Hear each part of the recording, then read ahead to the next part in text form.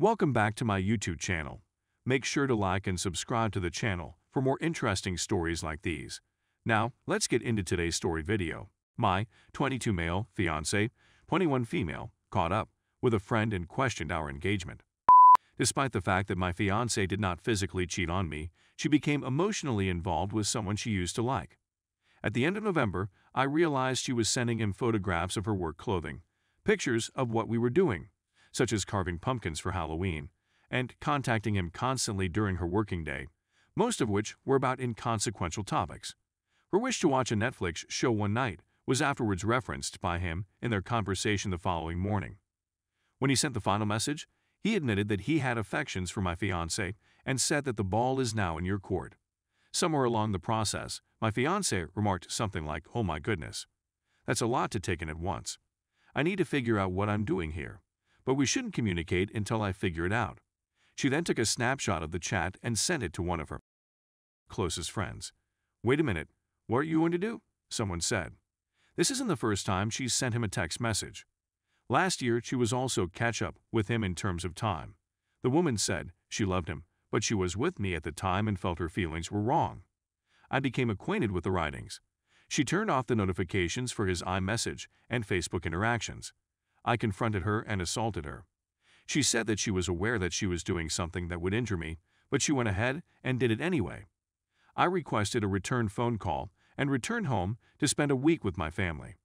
As a result of talking to others who urged me to quit since it wasn't the first time, I said, I have to give it one more chance and see what she does. And we've been trying to work things out ever since. Currently, I'm seeing a therapist, and she's doing the same. The idea of couples counseling appeals to us, but we need to figure out exactly what we want from it. We spoke about it again last night, and she said that she had never flirted with him, but she later admitted that she may have done so after I discovered it. I get the impression that I'm going around in circles with her. When I'm stressed out, I'm gnashing my teeth and finding it tough to forgive others. The fact that this wasn't the first time she'd slept with him had made her vow to herself that she'd never do it again. I'm concerned about our future, and she tells me on a regular basis that she loves me. However, I assume it is due to the fact that she was detained and almost lost track of me. Any suggestions would be much appreciated. I'm concerned that this would have led in physical cheating at some point in the future. Update 1. I logged into my ex-computer girlfriend's yesterday and uncovered a correspondence with her buddy from a year ago that I was completely ignorant of until yesterday. I was telling her about my dreams, bizarre flirty banter, and pop cultural disputes that I thought I had gotten her involved in. Hindsight, it all lines up. She had a sensation that something was going on in 2019, although she wasn't sure what she was feeling at the moment. We were still dating at that point and not engaged. I also found out 4 weeks ago that she had decided to call it quits on our romance. Also, when she encountered a friend who had been in contact with someone who had COVID, she breached the line of social distance that I had established. Opinions aside, she never told me and my family had a few high-risk people. We had a nice conversation last night. I informed her of my new findings and advised her that it was all over for her. She has to dig into her feelings for the other person more thoroughly, who looks half as good as me and is nowhere near financially stable. She gave her approval, and I got the ring in return. After many tears, I started negotiating the lease and the amount of money owed. She's a jerk because I or my family own 80% of our possessions, which she considers to be theft. She was driving my car and counting on me to bring her and me to our apartment building. Even with a roommate, she will have difficulties. I hope nothing bad happens to her, but she should have taken everything into consideration before casting doubt on our relationship. It is necessary for the time being that I remain in seclusion until I can return to my parents.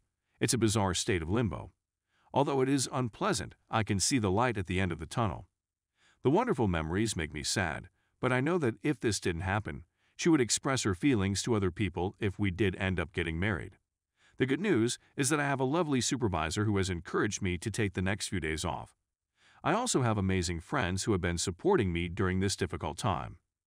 The fact that COVID pushed us to postpone our wedding, which would have been 1 week before the big day, is something I'm glad for. Update 2. Our lease on our flat came to an end earlier this month. We were able to get out of the lease with little to no financial consequence on our part. Once everything was in place, it was like taking a huge breath of fresh air. even though she took most of our possessions and left the place in disarray. Everything turned out well in the end. 90 days have passed since we last chatted with one another, only taking about lease updates and arranging pickups for personal belongings. This was the best choice available. It was difficult at times, but it allowed me to devote more time to my own personal growth and development. I'm really looking forward to getting started on this new chapter of my life. During the celebration, my family had some A5 Wagyu steak from Japan. My savings account has already grown substantially, and the wedding and engagement expenditures were just around $3,000 or so. After all, it's a little price to pay in the larger scheme of things, a lot cheaper than a divorce. I'm getting back into shape, pursuing old hobbies, spending time with family, and hope to continue meeting new people once the COVID has subsided a little. I'd better get moving since I've been informed of a new work chance. The speed with which things may turn around after you get out of the fog is amazing to see. There are no words to express how important it is to move on if you're young and single. The decision to stop things 2 months ago has been so much better than the decision to try to make things better in the same amount of time. Thank you for taking the time to share your thoughts on this subject. My heart goes out to anybody who is struggling with the effects of adultery. I hope that my personal experience may provide you with the encouragement you need, and please do not hesitate to contact me. Cheers. Also, how long did it take for individuals who had just started dating to make the decision to commit? I realize that it differs from person to person, but I'd want to know what your plans are in terms of time. In my opinion, 6 months after D-Day is an appropriate amount of time. Despite the fact that I'm pleased with the way things are going, I would want to devote a little more time to myself. Edit. Someone inquired about the automobile predicament. She was driving my vehicle just before we split up. She was involved in an accident. No one was hurt. The insurance company paid me a substantial sum for the complete loss. She was not at fault. So I went out and got the automobile we had planned to have after our wedding. She was furious when she found out. Update 3. It's been more than a year since D-Day. I cannot express my gratitude to this group enough. Without you, I would not be in the position I am in today. Using this post, I'd want to illustrate that things can become better if you work hard enough for them to do so. Since our lease terminated, I haven't talked to my ex-boyfriend. The choice to go away was the best one I could have taken at the time. It assisted me in getting over my difficulties quickly. I highly suggest you to take this action. Keep your position intact.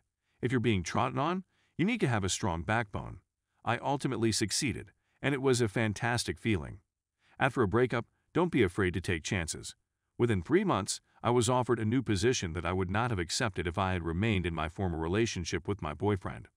In addition to reconnecting with old acquaintances and spending time with family, I started participating in new hobbies, such as hiking. Create new personal goals for yourself now that you are no longer a part of a team. As a result, you must now create goals for your own future. It was both a financial and a professional decision for me. I am glad to say that I have met and exceeded these goals, and that I will continue to do so in 2022. Finally, give yourself some time to rest and recoup. I sought the services of a therapist, who proved to be really beneficial. I healed and felt ready to re-enter the dating pool after a period of time. I've since found a wonderful lady whom I would never have appreciated as much as I do now if it hadn't been for my upbringing in a different environment. We're all on this journey together, and in the vast majority of cases, things will get better. This support group is deserving of a lot of appreciation. You're all wonderful people with wonderful personalities. I hope that one day we will all be able to move on from this topic, heal, and find the love we deserve. I believe and I believe because I see. I believe and I believe because I see. Our days in the future, says the narrator,